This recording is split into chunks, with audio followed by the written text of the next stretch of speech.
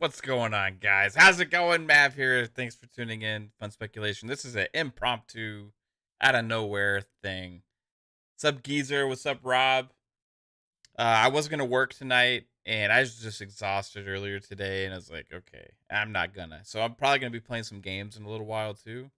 Um, but I've been thinking a lot, and I didn't have a chance to podcast this much this week because we had to cancel PM in the PM because this week Pong had to work really really late, and then Saturday again no FSP, and so as far as shows, we only had Xbox Ultimate. We kind of stepped around a lot of stuff. I got to talk about this on Xbox Factor with Boom as well, and man, there's some stuff I want to kind of get out there. I think a lot of people are missing some of the boat on this stuff, and I wanted to talk about PS Plus, Premium, Game Pass, like why I'm disappointed in PlayStation right now over the announcements that they made, and not to say I had unreasonable expectations, just I think that a lot of people maybe were expecting at least something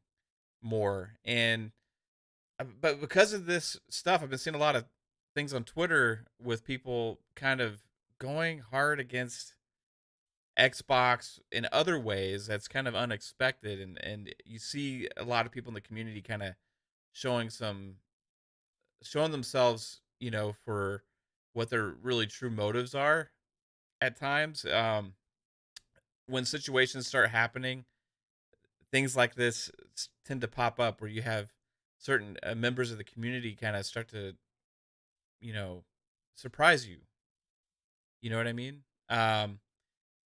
So I'm not gonna obviously name any names or whatever, but you know, eh, uh, there's a lot of stuff going on in the community right now because there's not a lot to play. I mean, Elden Ring came out recently.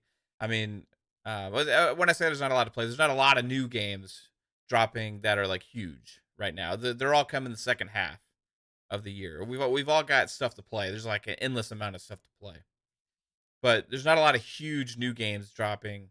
Like all the big titles that are left are still coming out over the next several months uh, to round out the end of the year.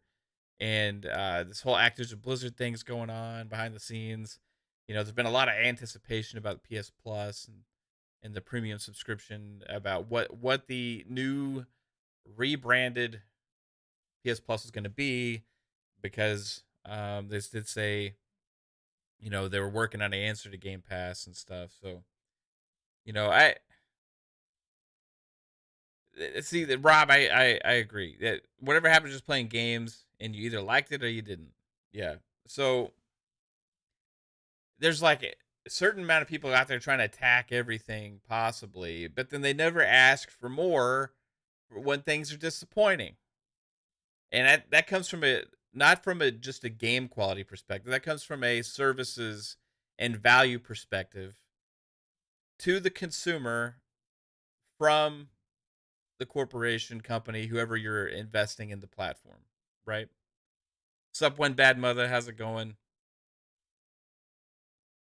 Yeah, dude. I hear you, man. It's 100%, dude. It's like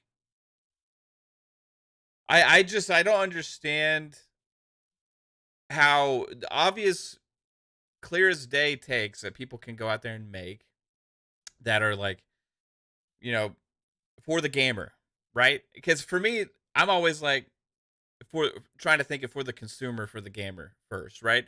And when I'm cheering on Microsoft right now about some of the things they're doing, it's because it's benefiting me, it's benefiting us in a lot of ways. And when I'm anti something, it's usually because it's not benefiting the consumer. And that's when I go sometimes and I like, well, say I wish Nintendo did this because that's what I want, right? Or that I wish PlayStation was doing better with this because that's what I want, because I am a consumer of those products, right? And because of certain things that are happening with it, they're losing my interest more. Whereas people don't understand that. And I've had conversations with this with people like that aren't even in the community and stuff. And it's like, it's weird. The amount of information that's out there is so lacking from Xbox to the public, and it's just this facade of misinformation that is completely running rampant throughout the casual fan base, the everyday people, and then permeated from some people in the community. And then anytime people try to actually put forth truth or put forward facts or kind of state what's going on within the console space and what's happening, they get tried. It's like they're trying to get shot down constantly. They're trying to get shot down constantly with, for whatever reason. Why, I don't know why. Like, I don't know why anytime that somebody that enjoys playing on Xbox has something positive to say, or is like, okay, this is not good or something, it's like they get shot down like crazy over nothing, over misinformation, lies, or just simply trying to come up with some kind of fake ammunition, as form new narratives, moving the goalposts and all that kind of stuff. It's just weird, man. It's just super weird. And I wanted to just kind of get into some of the facts about one of the reasons that I'm so pro Xbox right now. It's not just because I like social gaming. I like Xbox. I like a lot of the games. I've always liked a lot of the games on PlayStation as well. It's because it's saving me money and it's still giving me quality, right? So I was trying to break down like what this means, okay? Because when PS Plus broke down their services, PS Plus Essential is essentially the same thing as PS Plus. There's no change there. So there's no change in the base service, right? So you still have Xbox Live Gold versus PS Plus. And my argument there, I would say, if you're only getting a base service, Xbox Live Gold versus PS Plus, at that point you could make an argument that PS Plus maybe actually be better for the base $9.99, gives you online access and some free games every month. Pretty much is what it gives you. The thing with Xbox is a lot of the online infrastructure works a lot better. So you have the party chats are better handled and stuff like that, with easier to access. You have more of a community that's taking part into that ecosystem. PS Plus has some of those same features, but it's not. I don't feel like it's being utilized as heavily with the party systems and stuff like that they have, because they didn't have it as long, right? So, but you still have a good value there with the base PS Plus versus Xbox Live Gold. However, I think both of those things should just be out the window, because multiplayer gaming should be free for console gamers like it is on PC gamers. The fact that we even have to pay for that is bullshit. So if you want to say that both of those are comparable, that's fine. I can give PS Plus a slight win there, right? However, when you start diving in past that and you start getting into the reason that I'm so hyped about Xbox right now and everything that they're doing, is when it involves Game Pass, right? Game Pass is the de facto subscription service for gaming that is number one right now. It is stealing the hearts of many because it is changing the industry, and also changing the way people play games and access their games, and giving people more options than ever before. I see you as well. One Bad Mother says, on the topic of subscriptions, people should want competition. Why do we want Sony and Microsoft to feel like they're Nintendo and feel like they don't compete directly? Yeah, exactly. I don't want that. I don't want everybody to necessarily have to be in their own space and just completely do their own thing. I want what's going to be best for us in the future, and I don't like the fact that Nintendo's carved themselves out this little niche and doesn't have to compete with anybody, and they're pretty much selling themselves as a toy company that makes a lower end uh, product as far as graphics and features wise, but they still have good quality games, right? As far as that goes, that's what they do, and they price everything equally as to what's on the competition. A Series S is the same price as a Nintendo Switch. A Nintendo Switch, what's the OLED? The Switch OLED is $349, only $50 cheaper than a PS, PlayStation all digital, or whatever you call the PlayStation 5 digital version. So, they're price wise, console wise, in the same space, and games they're still selling at $60. So as far as pricing wise, they are equal, but then they've carved out this niche where anything that they do doesn't matter, which is fine for the people that really want to invest in those games. I just personally, they're losing interest for me because of the lack of fidelity and types of games that are coming out on those systems, right? Also, the screen experience isn't as good as the handheld experience. For me, it's a handheld, not a console, right? But as far as PlayStation goes, people are saying, they're just going to do their own thing as well, kind of like Nintendo does, or kind of like with this or that.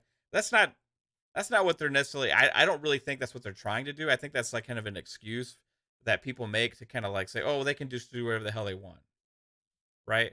The thing is, like, as a consumer, when you're a fan of a product, which I've been a fan of PlayStation ever since I had my first PlayStation 1, had the PlayStation 2, had a PlayStation 3, PlayStation 4, PlayStation 5.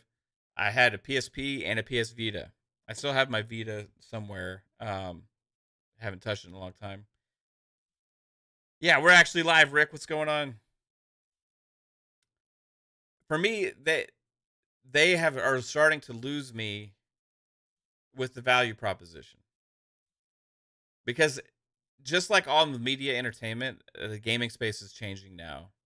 And the fact that they're trying to make everything more expensive to access the ecosystem in the name of quality is very um off-putting to me, right? Because I see subscription services, I see other values, other things out there that are giving more options that are increasing our value and also lowering our access point and lowering the gate of entry to play the games, and it's broadening the community, and actually giving people a lot of reasons to try a bunch of different things, and I don't see that going on with PlayStation right now. And I was hoping that this rebranding, this reshuffle, the variant or whatever we call it, would at least take a bigger step. Now I understand that I shouldn't expect them to be one for one for Game Pass, right?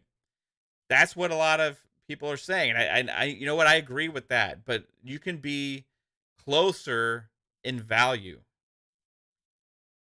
But what they've created is a add-on service that is not essential.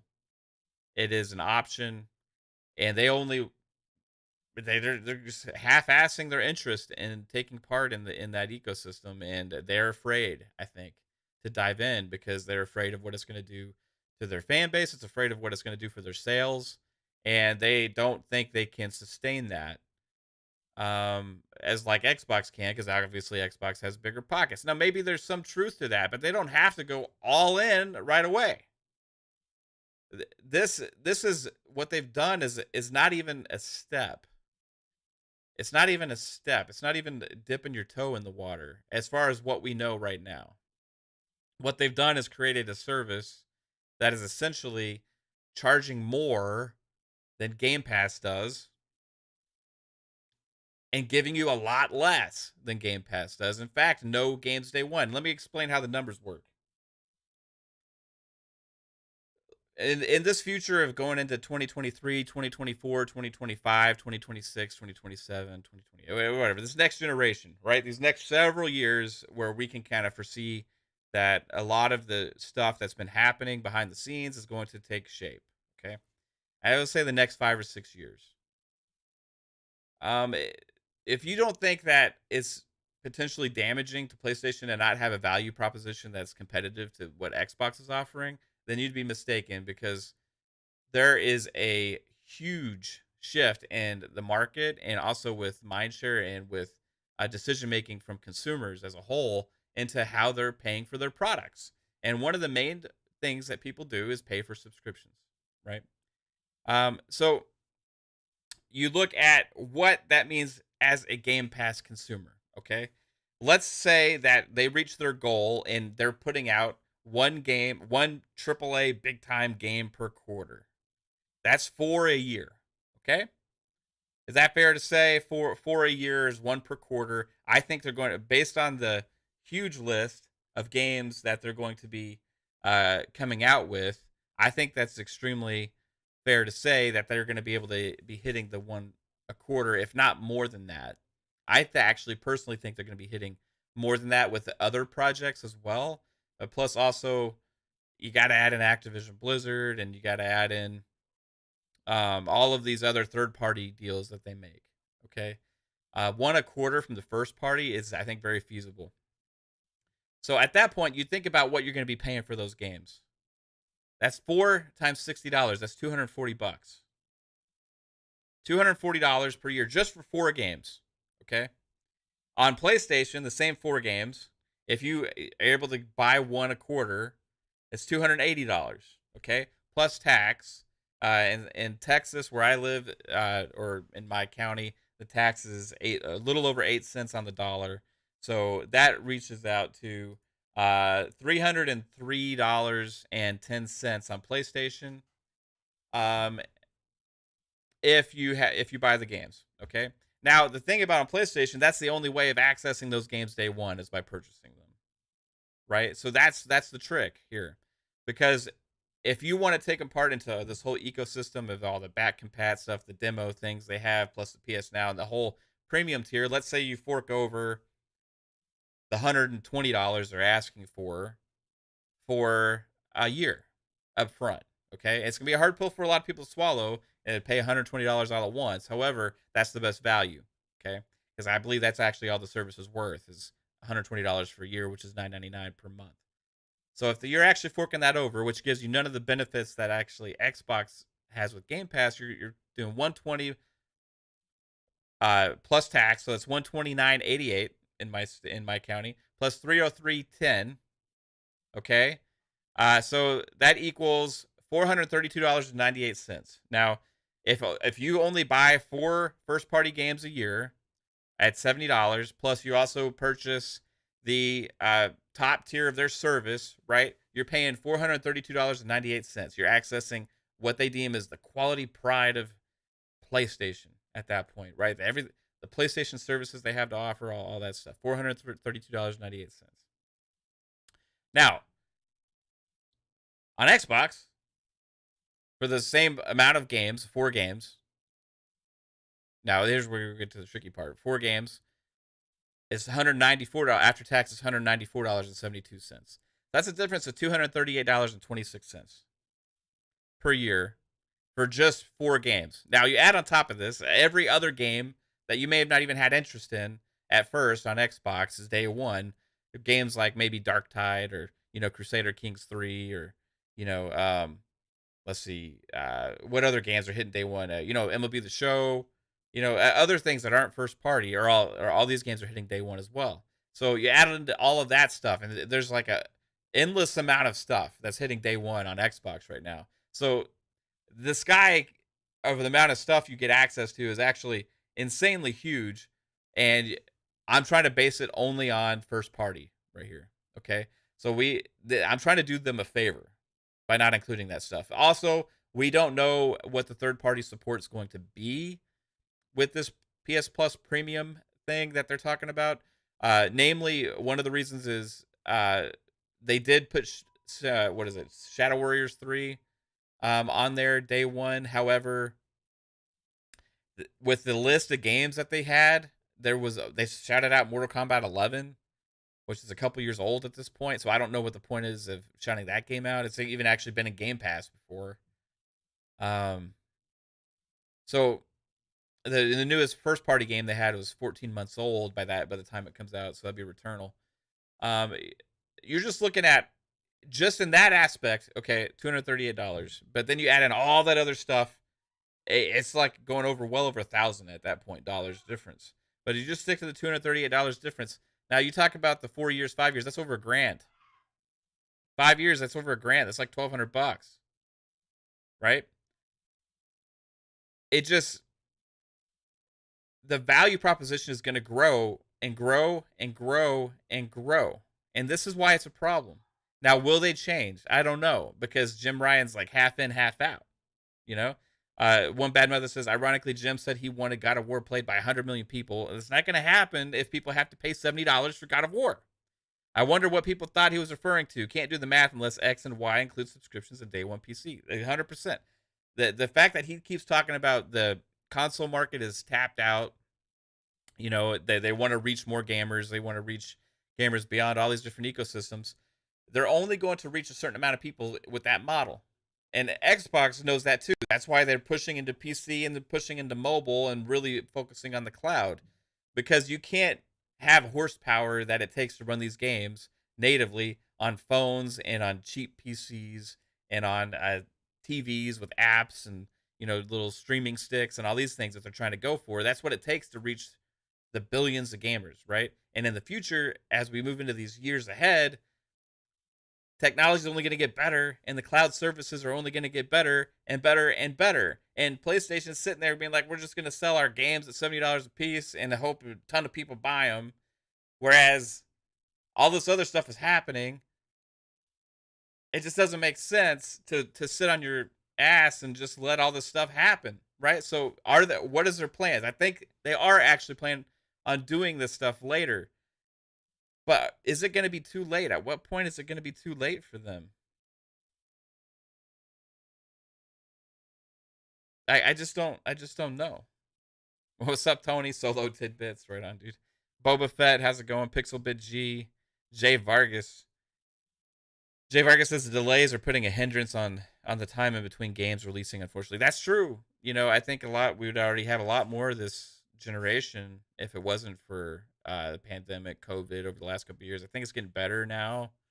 I think teams are starting to show back up to offices and starting to see a lot of these things take place, right? But it's just the disappointing thing was for me is for them not to find another value proposition to add in to make it competitive, to not make it 1-for-1 competitive, but to make it semi-competitive. And then the other thing that's a slap in the face is the price. Not only were they not interested in really being competitive, they're only interested in charging a premium for a service that your biggest competition has 10 times stronger at a lower price. You got assets to use to put into these services to help out. Now, again, $238 just for 4 games, different per year, right? That's just for that. It doesn't include also the console's more expensive to begin with.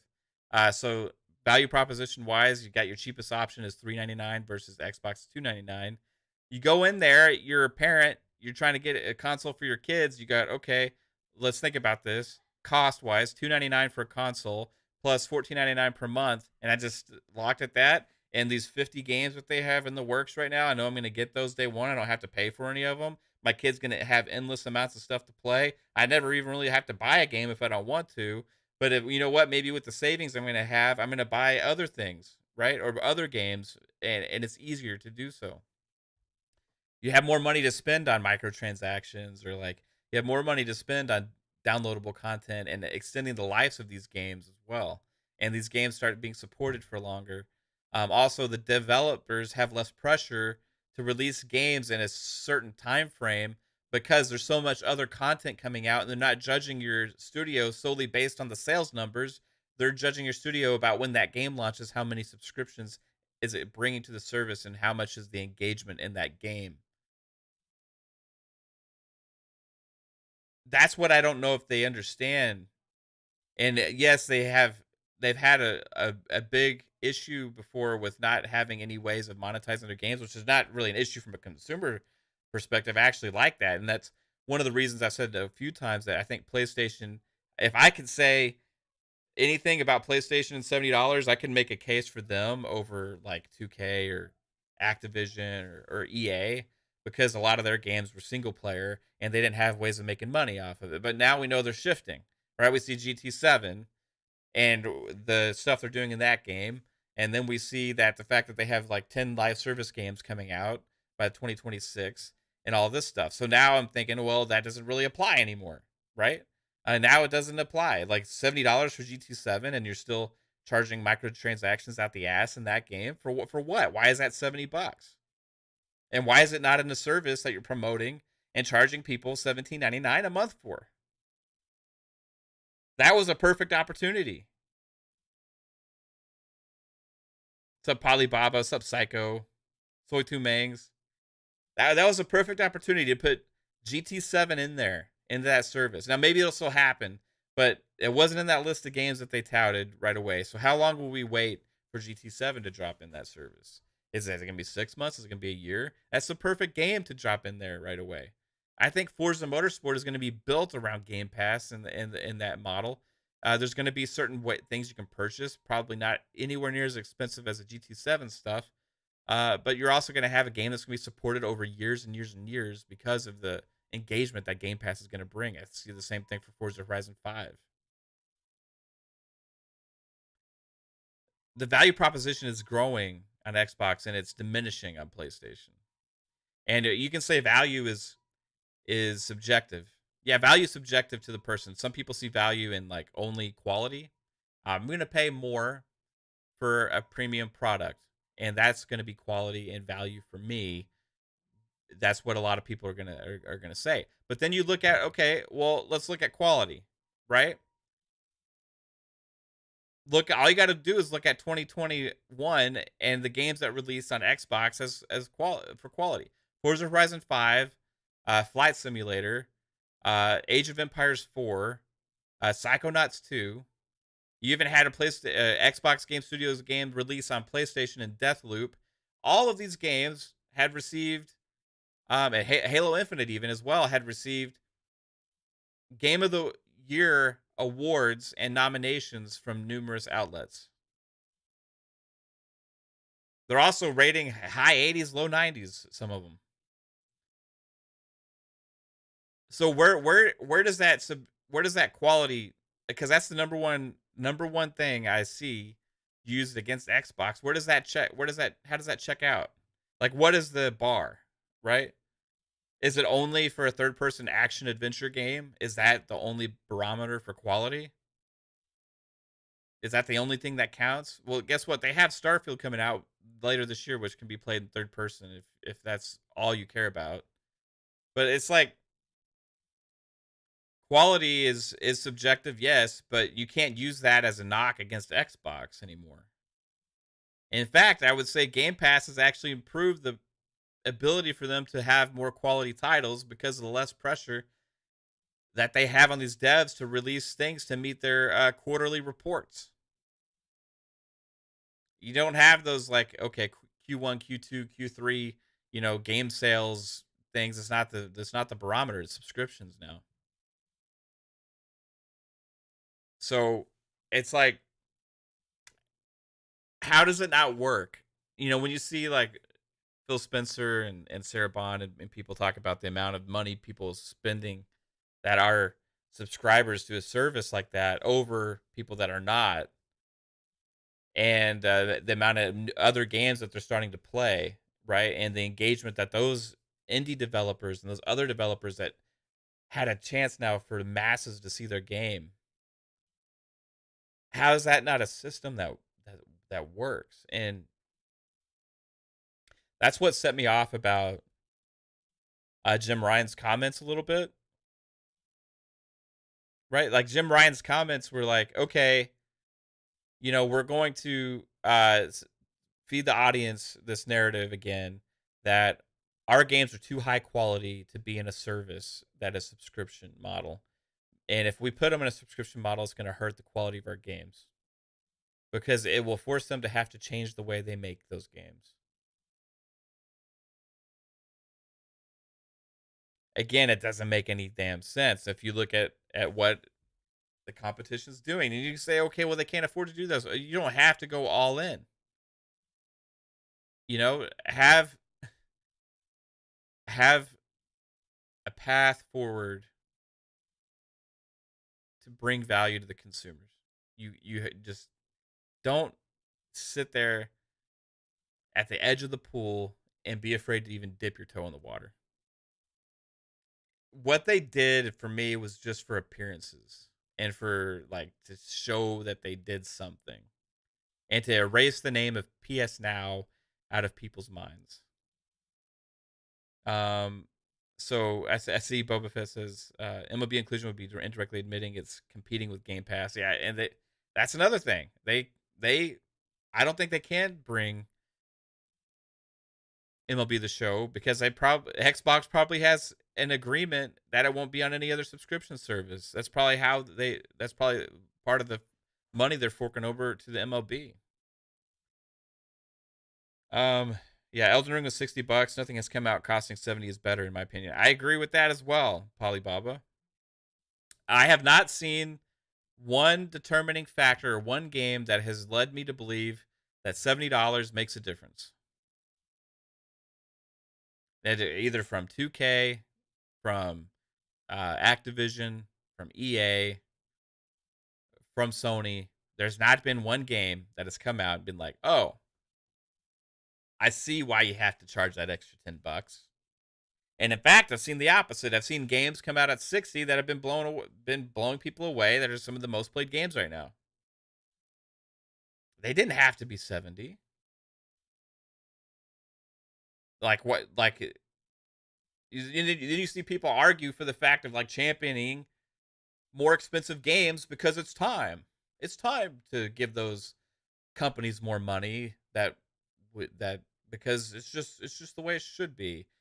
You know, it's not true. You look at most media forums and the pricing over the decades has actually gone down. It's actually gone down.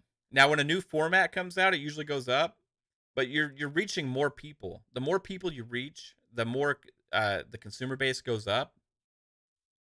The more sales you're getting on average means you are able to potentially sell these games at a lower price. Let's say you have $100 million investment and you have a very small audience, right? You may have to charge a lot more because you know you're a niche product and you're only going to reach a certain amount of people, right? It's a high end product, a lot of investment. Now, if you're expecting to sell 20 million, that excuse is out the window. If you're expecting to sell that many games, you don't need to charge the extra $10. In fact, actually, that's going to hamper some of your sales, which we've already seen that happening across multiple titles. Call of Duty sold less than it ever has before. Also, did not add to the quality of that game. Battlefield sold less, and then it also has like less engagement, and also did not help the quality of that game.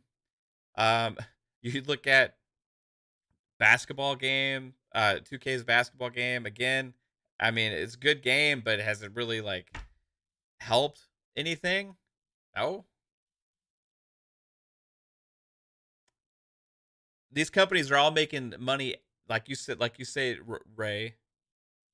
They're all making money out the ass with the monetization and the microtransactions and all those things. There's been not any diminishment of that on those $70 titles either.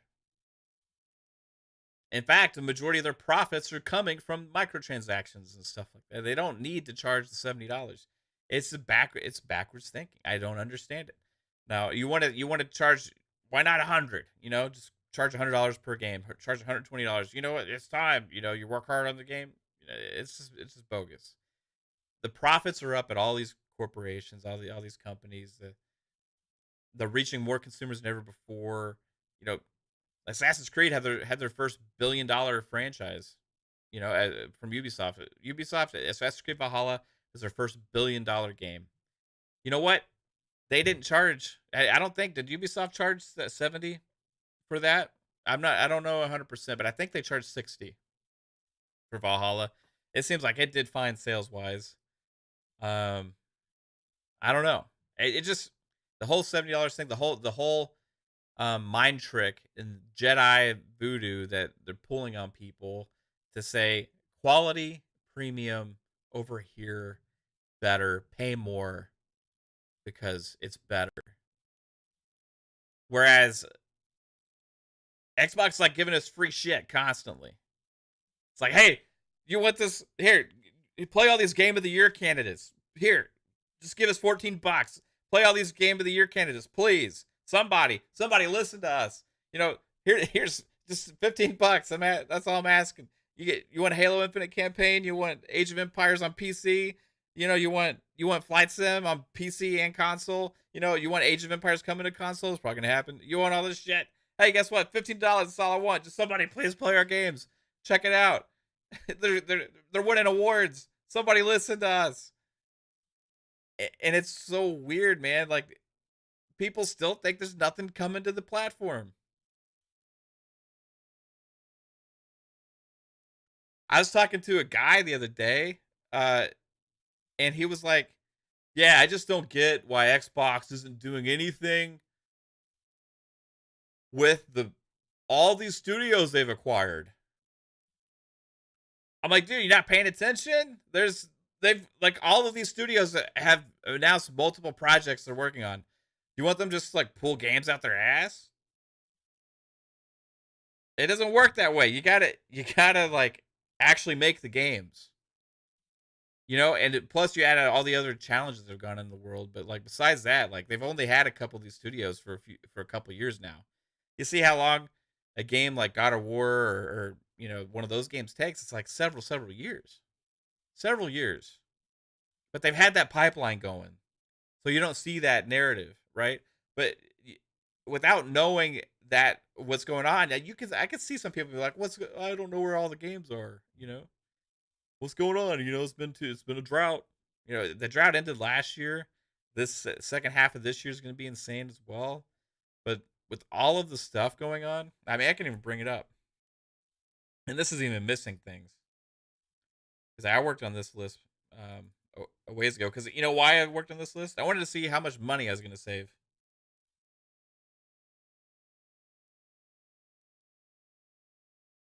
I'm going to bring this up. Why not?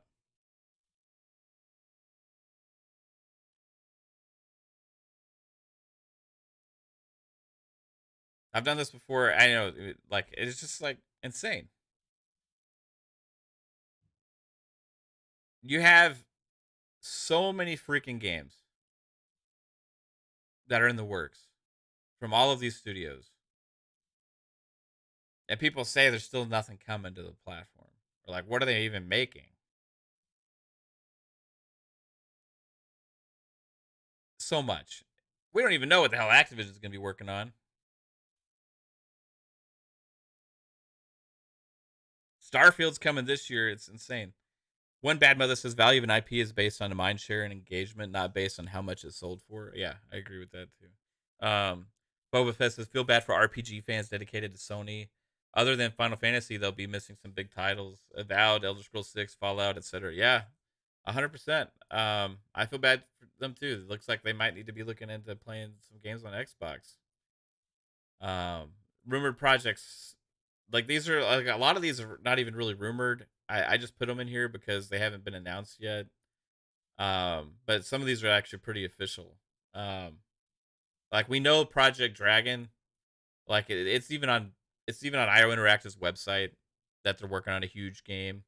Certain Affinity, they've already announced they're working on a huge game. They just haven't announced it yet. Then we have all these other ones, and I'm missing several project names in here as well that have been kind of revealed later on. Um, but just even if you look at Blizzard, you go Overwatch 2, Diablo 4, you got that new survival game they announced. Roundhouse Studios has an unannounced project. Tango Gameworks, we got Ghostwire Tokyo coming. It already just hit on PlayStation. Also we got Deathloop coming from Arcane this year on Game Pass. Plus also Evil Within Director 2. Evil Within 2 director is John Johannes is making a game. You got Machine Games, Indiana Jones, plus also probably Wolfenstein 3 after that, or maybe before, who knows. And MX Online, you got Elder Scrolls Online content dropping still constantly. Plus they have a new game that they haven't announced yet that they're extremely excited for. Arcane, like I said, Deathloop, you got Redfall. No announcement of what they're working on. We know they're working on something. Bethesda Game Studios, Starfield, Elder Scrolls 6 have already been announced. They also usually have some other kind of surprises too, maybe even a little mobile thing or something here and there. Still bringing out content for Fallout 76 also with them and Bethesda Game Studios Online. Xbox Game Studio Publishing as Dustfall as Contraband. Some of these projects from these third-party devs are going to be in there as well. Also, what was the other? Yeah, the Certain Affinity one. That's one thing about it. Undead Labs, State of Decay 3 as a thing. Forza Motorsport, Everwild, Fable, Grounded, Avowed. There's another project from Obsidian that we don't know, but they've already announced that they are working on it. And then Outer Worlds 2. You got Project Mara from Ninja Theory, Hellblade 2. You got some kind of Minecraft spin-offs coming from Mojang still. the In Exile steampunk first-person shooter RPG. There's also working on a second project that they've said that counts because they already announced they're working on a project. The game just hasn't been announced yet. Then, like I said, Perfect Dark. Double Fine's already working on a new game. Compulsion Games should have their game ready to be announced soon. It's called Project Midnight right now is the project name. Third-person action game. The Coalition has multiple projects in the works that they said. We can all assume Gear 6 is one of them because that timeline is unfinished. And then also one of their newer projects, potentially a smaller one. World's Edge is that partnered game from the makers of like Age of Empires 4 and stuff. Rumors that it could be, I think, Age of Mythology, potentially. So, like, you're gonna say that? Like, think about this. Now, quantify this. Look at this list and then apply $60 to each thing. $60 to each number, each name on this list. How much would that cost you? The number would be extremely high. But it's only going to cost you $14.99 a month. Or, like, and that also includes EA Play.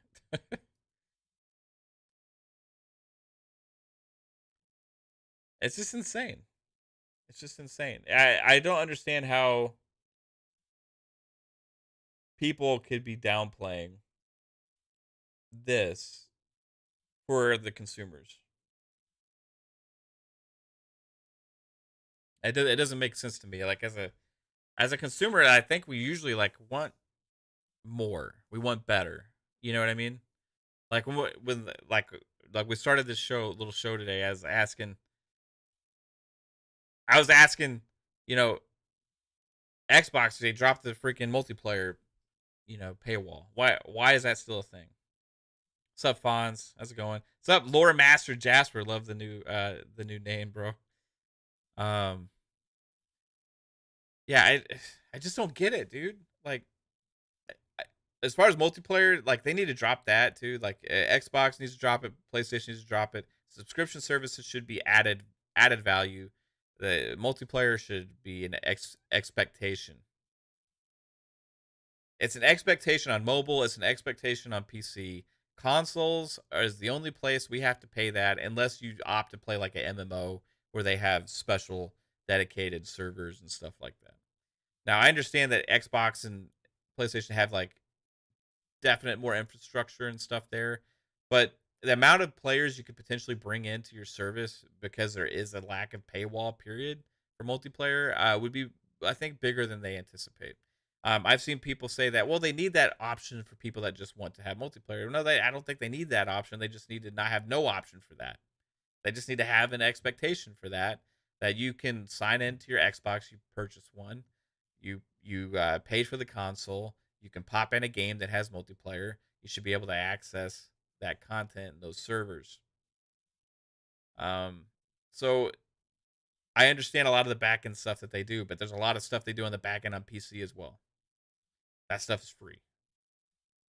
So I don't like the fact that they punish the console gamer for being a console gamer, right? You're gonna have to pay more to pay on console because it's a dedicated experience. With the mentality that they've shifted to, where like options, because it's the future of gaming is not any one service, it's not any one model. The future of gaming is 100% options. Like,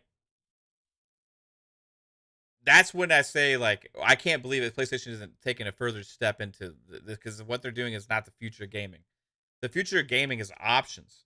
And it's not just options about what platform you want to play on. It's options about where you're going to access your content, options about where you're going to play your content, and options of how you're going to pay for your content. Right? Now, the Xbox got a couple year head start on this, and without the infrastructure even being in there to begin with cloud gaming. Now, we're just kicking that off this past year, and it's getting a good start, but it's still got a long way to go. But they're getting a head start with the model. They already got almost 30 million subscribers into the service. 3 million of people pay for the streaming service on PlayStation. 3 million. And they expect to grow that based on the shit that they shuffled into that PS Plus Premium package, as I call it, the variant. Jason Hackett says, "You like me. You care about your wallet, not everyone else's. I will never cap for a billion or $1 trillion company." Yeah, exactly. I'm not capping for Xbox. I'm capping for my wallet. You're saving me money. Thank you. Like, as a consumer, I'm like, hey, this fucking rocks. Like, you know what? I get to play all these games I was going to pay for, and I don't have to pay extra. Like, I get to save money, and I can use that money on buying other games. Like, hey, that's amazing. You know, that's awesome. I have no reason to say, oh, this is bad for gaming or this is bad for blah. No, I'm fucking loving it. Like, I get to just hop into a service and like just play a game, download it to my hard drive, and access it. Like, and it comes out day one, and I always have new games to look forward to, and not running out. You may think I'm selling like snake oil here. No, but that's what the fucking service is. It's crazy. It's insane that we get to do that. And like, it saves me so much money. Like, look, like, again, that list. Like, I think Jasper put it's like for just 35 of those games is $60 per game. It's $2,100. Do you want to save $2,100? I do. Do you want to still get to play all those games, but and still save that money? Yeah. Would you rather use that money in buying even more games? Yes. That's not capping for Xbox. That's capping for my wallet. That's being like pro consumer. Like, when a company does something that's kind of shitty or anti-consumer, we call it out. We called it out the day that Xbox tried to go up on their Xbox Live Gold pricing by removing the discount. And we called it out, and shit, like, enough people called it out that they changed that the same day. We were live on Xbox Ultimate Podcast, and they happened to reverse the decision when we were still live. That was insane. So do I want PlayStation to do more for the consumer? Yes, I do. But every time they do something, it's the opposite direction right now, with the opposite of the PS Plus collection. That was awesome. I liked that. You know, you're giving value right there. The exception of that, everything that they've done has been raising the barrier, raising the price, adding services that is an option that's more expensive than the competition that gives less value. They needed to kind of flip the script, and for me, the disappointing thing was that not that it was not a 1-to-1 on Game Pass, was that it was showing more of the same PlayStation and not willing to go above and beyond and try and win over the consumers to join the platform. They're just going to sell the same old model, right? And it works for Nintendo, so I think they're thinking, you know what, it'll work for us. Let's just keep making good games. The rest will work itself out. I just don't foresee that same outcome, unfortunately. I think they're going to be fine, but do I think they're going to be as dominant as they were? No. And for me, I think, unfortunately, for PlayStation to stay as strong as they are, they need to stay pretty dominant. It's not like they have Microsoft backing them that they can really afford to like have off times and, you know, diminishing results, right?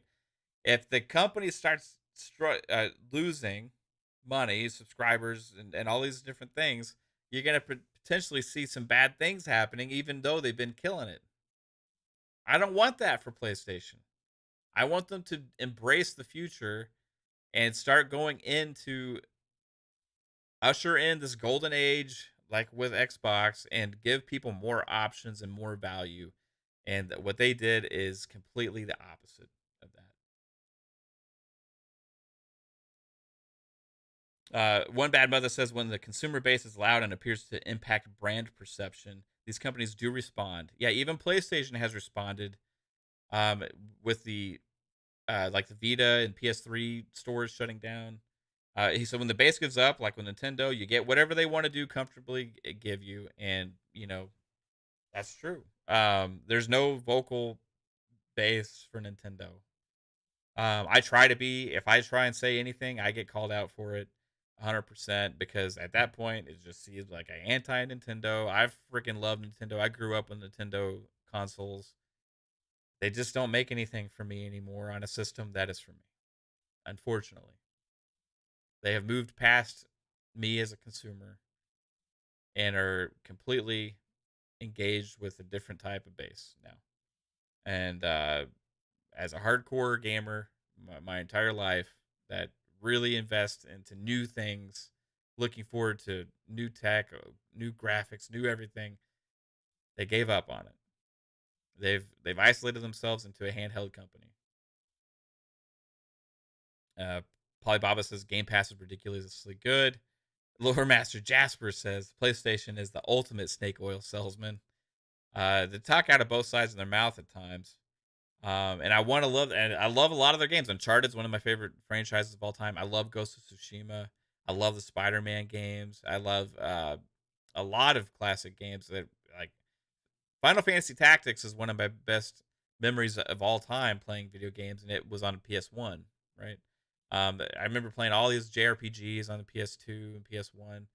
A lot of sports games back in the day. I mean, it's just so much stuff I've loved playing on PlayStation. And I get that, they have this whole thing about, quality, and they have this strong narrative focused direction with, these third person action games and stuff. And some of them are good, some of them they aren't for me. But if they're too narrow focused with that model and that's the only thing that they're focused on and it's going to work that works for them, it's not going to last. It's not going to stand the test of time. I don't foresee that.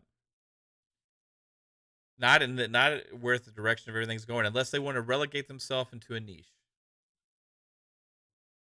Because you may say, "Oh, they're selling so much." What do you mean? What do you mean? They're selling so much. They're selling more consoles. They're selling more this than that. They're selling more games than anybody else. Things change. Xbox 360 was dominant the first half of its generation. If you compared the first 3 years of the 360 PS3 generation, 360 was like way on top. Not even close to PS3. PS3 ended up coming out with ended up winning the Blu-ray war, and it became the more dominant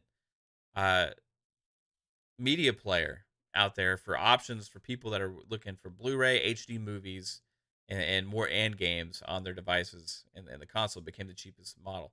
It started taking off with that. They had some good games started taking off. They had like Uncharted and stuff like that. But early on with that generation, they had a lot of flops. They had a lot of failures too. Xbox lost their focus.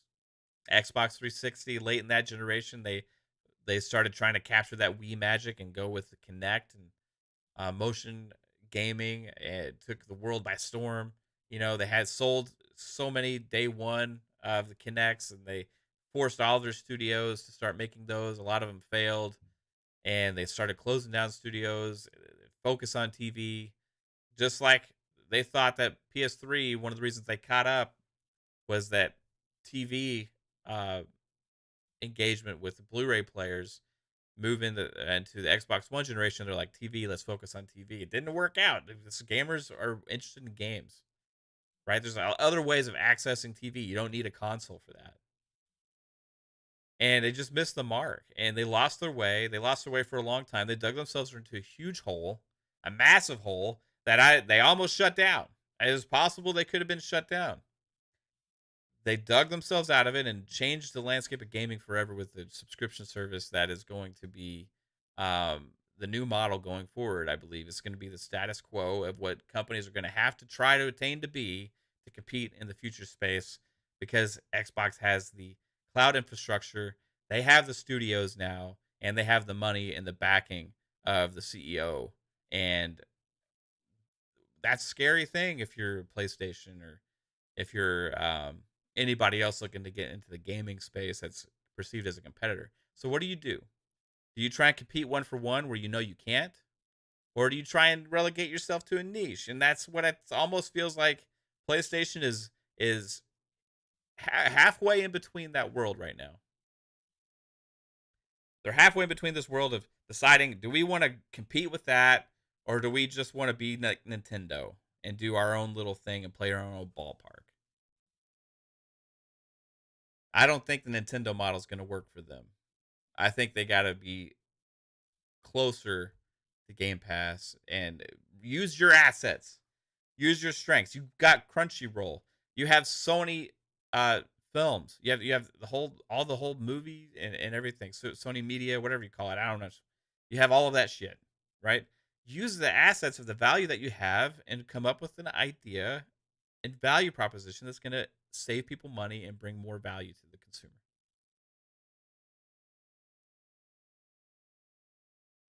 Psycho says, if it wasn't for Game Pass, I wouldn't have played so many great games that I would otherwise overlook. At 100%, there's several games that I wouldn't have played if it wasn't for Game Pass. So many. Um, that's another aspect, the whole other aspect of it.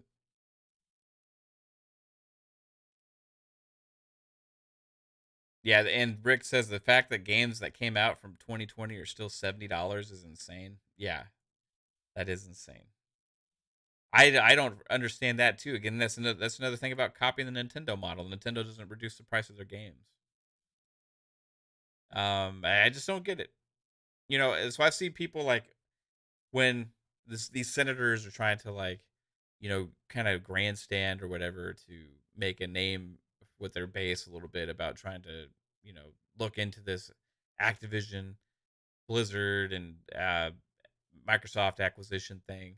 I see people calling that out like, "Hey, what do you mean it's going to be worse for the Activision Blizzard employees? Like, it's already so bad over there. How do you expect them to be any worse going and being acquired by a company that has been notorious over the last decade for having one of the best workplace cultures in the world?" And that goes into not just one publication, that goes into several websites that have like actually open um, models where people like employees can go and vote and they can discuss. And there's all these different metrics that are used on all these different sites, and also all these human resources like voting systems and stuff that they have, and all these different things, right? There's so many different things that they have, right? There's all these different websites, all these different publications, and Microsoft is usually up there, right, across the board as one of the top companies to work for in the world.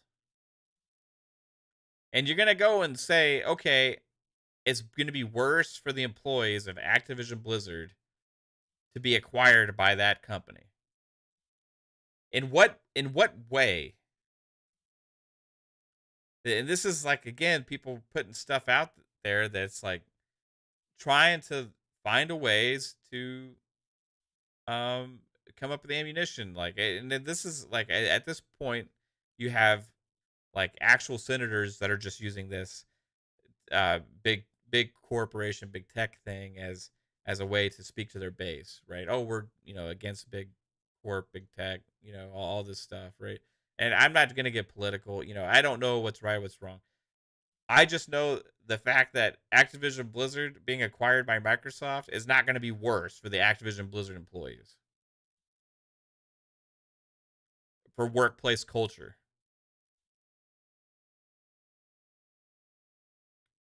And so when people calling that out, because it's obvious, it's like an obvious thing. I see people calling that out on Twitter, being like, "Oh, hey, yo, Senator, what are you talking about? Like, are you ignoring all of these facts, that have been out there over the course of the last decade? Like, what do you mean? Like, how can you even say that?" And then you see people be like, "Oh, well, it's because of this reason. It's because of this reason." I mean, like, come on. Yeah.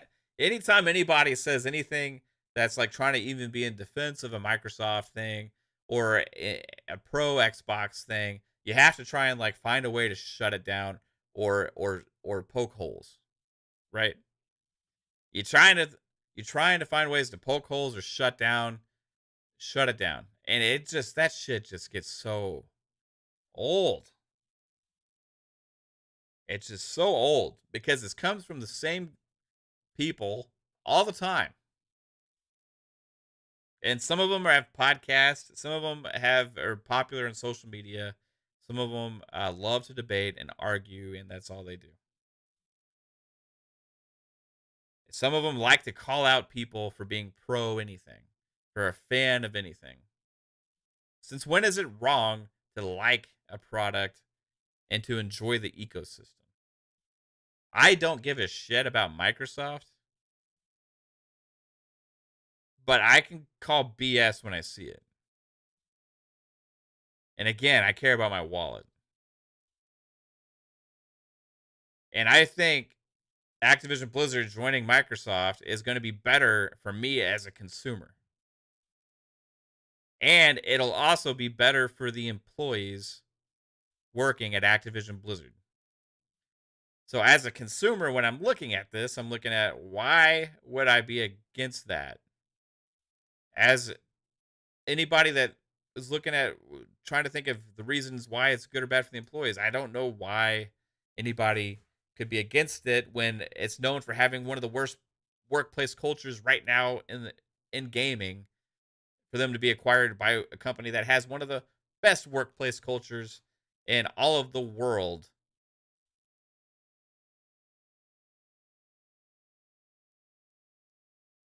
So stop poking holes. Stop trying to dig and poke holes every time somebody says something. Doesn't make any damn sense. What's up, Chris Jones? Jason Hackett. They're trying to push their bill through, but dead in the water already. Yeah, again, I don't even know 100% what's going on. I don't really watch a lot of the news and stuff. You know, I don't want to get too real political with it. I don't like when they use things that are going on as a way to gain favor with their base, right? Jason says that's how it should be, Mav. These employees are working in hell right now. They're excited to be acquired by Microsoft. Yeah, maybe some of them are excited. Maybe some of them are nervous about it. But you can't be any worse than it is now. They are in hell. A lot of them. They are making it clear on social media and a lot of other places that they are not happy, right? So potentially unionizing and all these other things as well. I've spoken to people that work at Microsoft, right? I have some friends that work at Microsoft that are in the community and in DMs and behind the scenes with no reason to lie to me whatsoever. They are saying like, "Hey, it's amazing over at Microsoft. The favorite place I've ever worked." I mean, things like that. I've seen people on Twitter just that work at Microsoft being like, "What are they talking about?" Like Microsoft's an amazing place to work. Like it has a great culture, all these things. So it's adding more fuel to the fact that these surveys and all these other things are more accurate, like Glassdoor, all that stuff, right? So Audacity's got a question. He says, "So does Game Pass update every month, or I just got Go Game Pass since I bought a PC? Not sure much about it. So if you have a PC, then you're gonna have access to PC Game Pass. Okay. So the games that are on PC, there's certain games that only come out on PC, and there's also other ones that are from third party companies as well. And there's games that are on both Xbox and PC. From the first party games, you just go to the PC Game Pass app and you access your games. You download them and you play them. That's it. And it updates weekly, actually, a lot of times. Like it depends on the amount of content. Like usually every week there's new games in Game Pass. So month they have you usually release like a list. I don't know if anybody has like the latest list for the month for Game Pass, but it has like, okay, these games come into PC, these games come into PC and cloud, these games come to PC, cloud, and console, these games come to PC and console, or whatever. So they give you kind of like an upfront list for the month, and then they're dropping at different times throughout the month. And then also you have a few games leave every month, the service, because the third party games they come in for extended periods of time, like several months, and then they leave the service and they bring in new games constantly, right? So there's always more incoming than there is outgoing. First party games never leave. right? So Age of Empires 4 is one of the biggest PC Game Pass releases. Is in there and it's not leaving.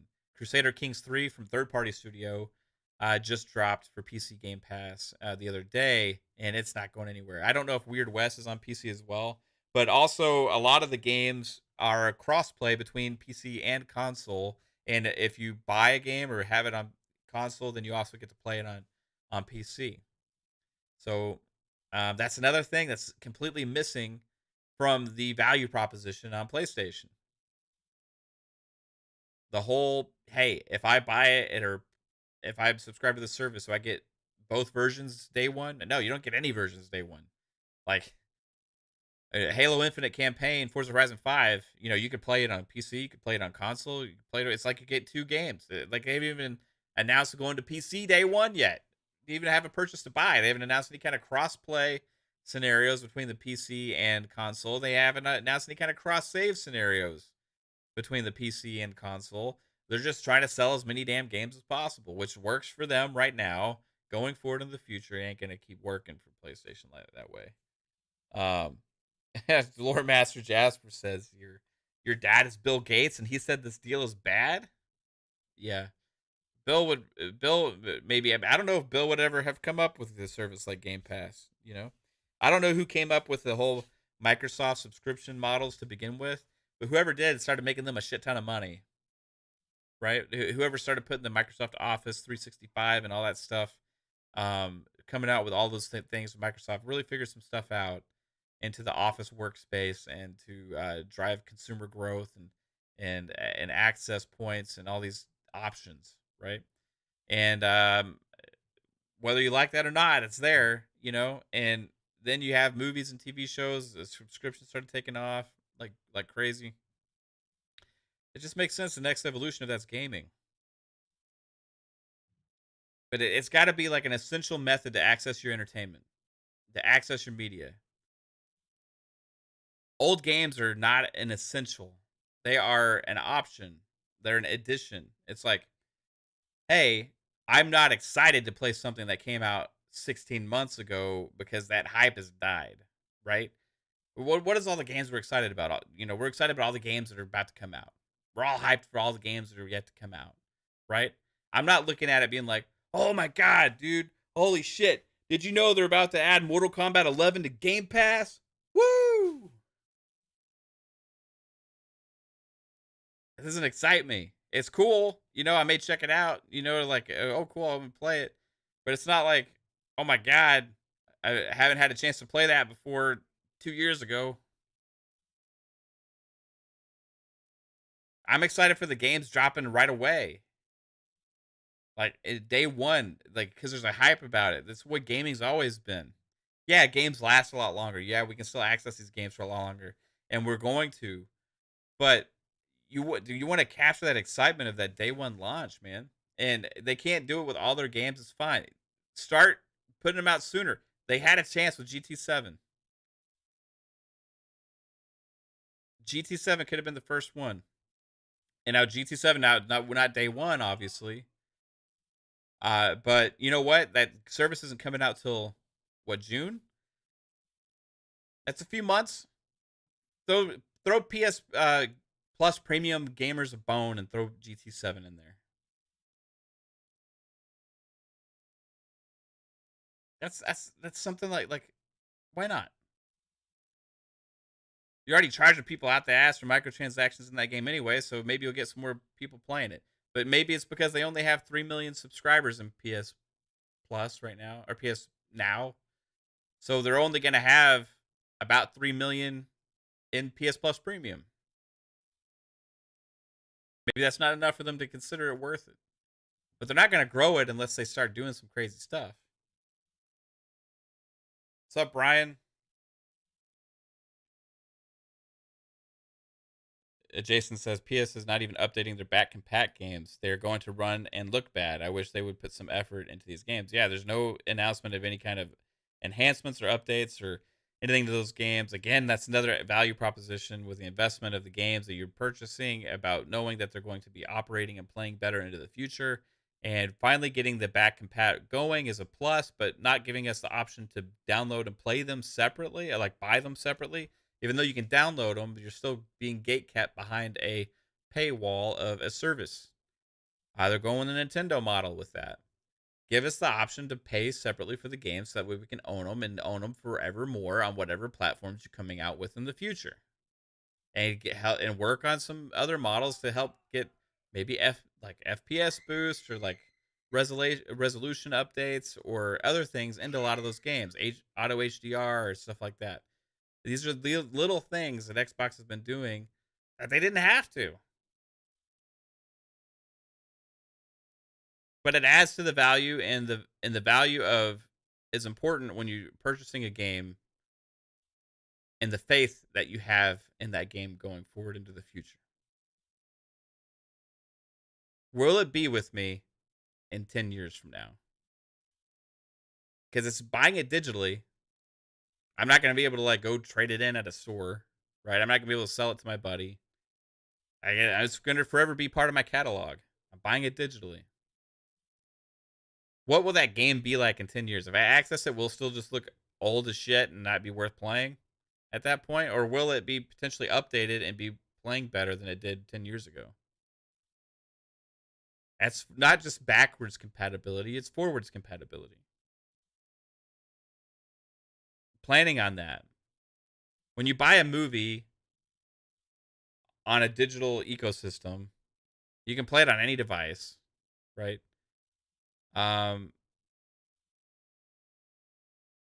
You know, like as technology has gotten better with the streaming services, like the movies have actually started to look better as well when we watch them. I remember streaming at first, quality was not as good as it is today. There's just so much different things like about the value. It's value, value, value, and now without quality, there is no value.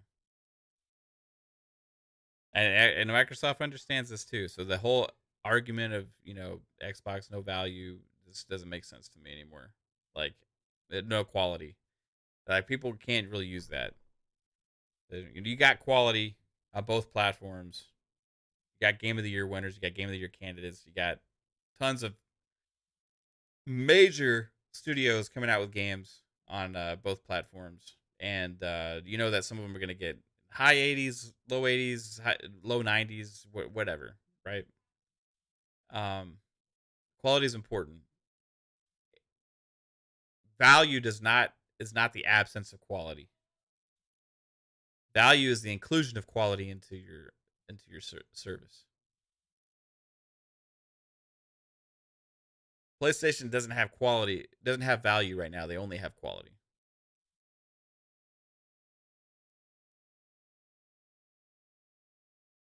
Give us the value with the quality, please. Brian says if they gave trophies and quality of life improvements on the games, you'd be interested. Yeah. Again, you don't have to be one for one, but give us more than what you're announced. Why are they making consumers pay for cloud saves? Because it is obviously the year 2010. I don't know. I mean, when did the cloud saves come out on the 360? They're using like that model, Xbox Live Gold, actually was it even free? Back then it was a part of Xbox Live Gold. It may have even been free then. I'm not sure. On Xbox. Lord Master says PlayStation patents the ability to add trophies to older emulated games. This was last March. Yeah. I think that's going to be a thing, potentially with the trophies. So you're going to see trophy hunters maybe interested in subscribing to that service. Man, I don't know. I just wanted to get some of this stuff off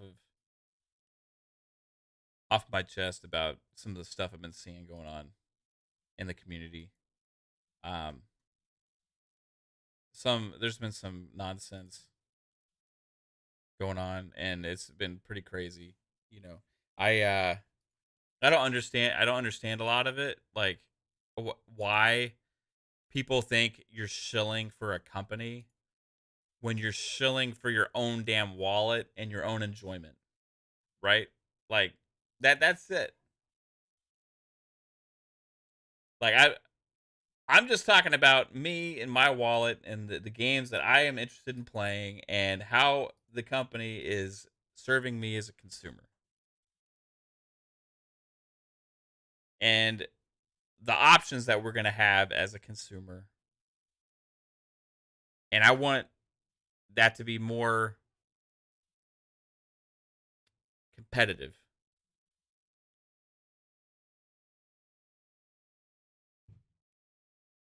Yeah, the announcement of these tiers felt so tone deaf. I agree.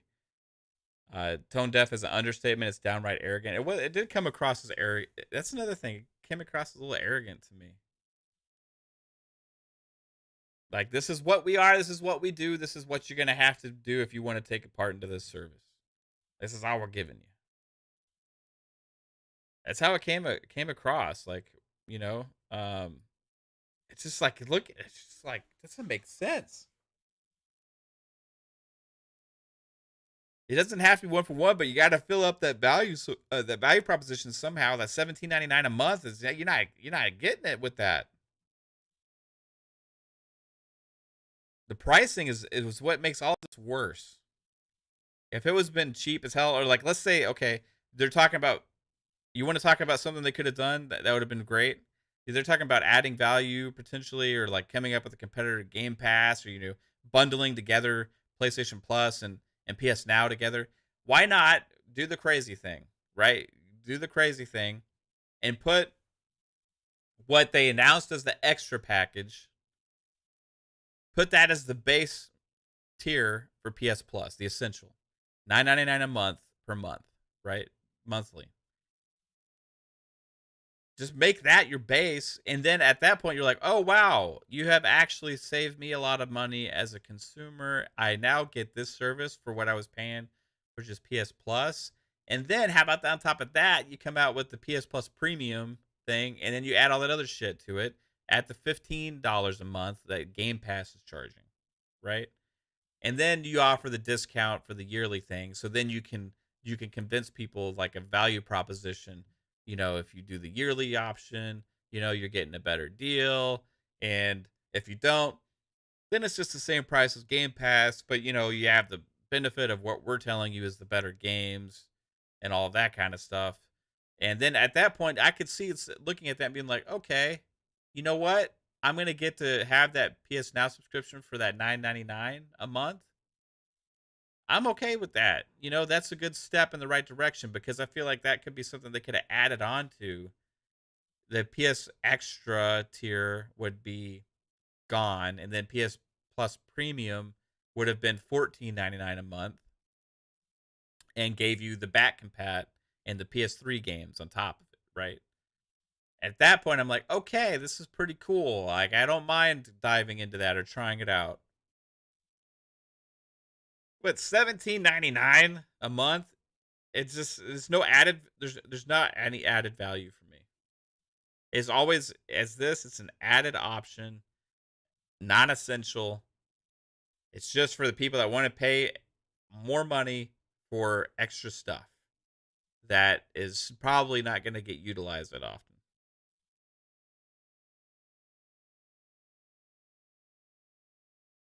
Fan base let them get away with it. You say, yeah, you love gaming, even PS games, but they don't care about the consumer, just like Nintendo. Brian says it feels like this continues to happen though. Sony gets arrogant in PS3 era, Microsoft gets arrogant in Xbox One era. Yeah, 100%. Now Sony back to arrogance this era, bounces back and forth. You remember the early Xbox One era? Everybody expected Xbox One to go gangbusters and like sell out the ass, and it didn't, right? They remember like they had made a lot of deals with third-party publishers and stuff for exclusive games and all these things, and everybody was backing Xbox, and then because of the whole narrative issue that they pushed onto the consumer and the whole less powerful console, more expensive, all these different things, they just fumbled the ball so bad. They destroyed them in the Xbox One gen. They got arrogant. Things can circle around, right? PS3 generation for Sony. Was it charging like $6.99 for a console or some shit like that? It's insane. Yeah, I mean, you don't. I understand wanting to make money, but like the money proposition in gaming is in numbers. It's not in. It's not in charging more. It's in the numbers of users you're approaching, because it's all about the engagement that you're getting, right? And the engagement that these companies are getting is higher than ever before. But if you're limiting the amount of players that can access your ecosystem by raising the prices, then you're not doing yourself any favors in the long run to growing your ecosystem.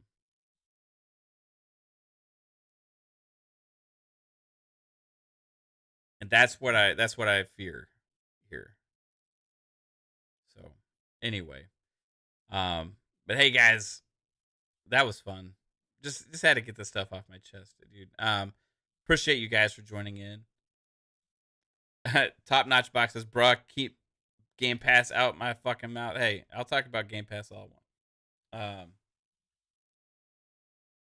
This was fun. Like I said, I'm probably gonna play something here in a little bit.